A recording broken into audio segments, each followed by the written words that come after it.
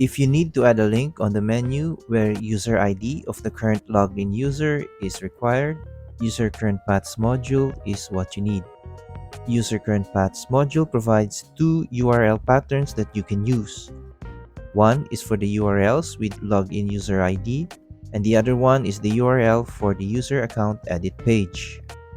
Once you have enabled the user current paths module, you can start using one of the two URL patterns. Using these URL patterns will redirect the users to the corresponding URLs that contains the user ID of the login user. As an example, let's add a couple of links. Let's create a link for user submissions provided by web form module, and then a link for user order page, payment order page, and address book page provided by Drupal commerce module. So on our menu, we add the link to the user edit account page by adding the user edit URL. User current submissions URL,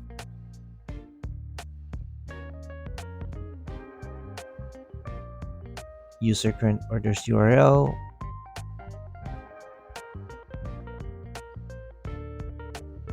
user current address book URL,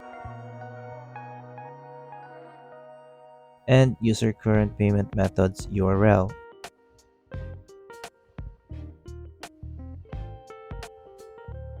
Now, if we try to click on the links we have created on our menu, we should now be redirected to the corresponding pages where the logged in user ID is included on the URL.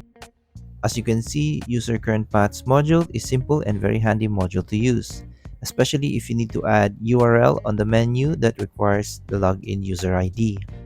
Although there are alternative ways to implement this, I think using this module is the fastest and simplest way you could do to implement this type of feature.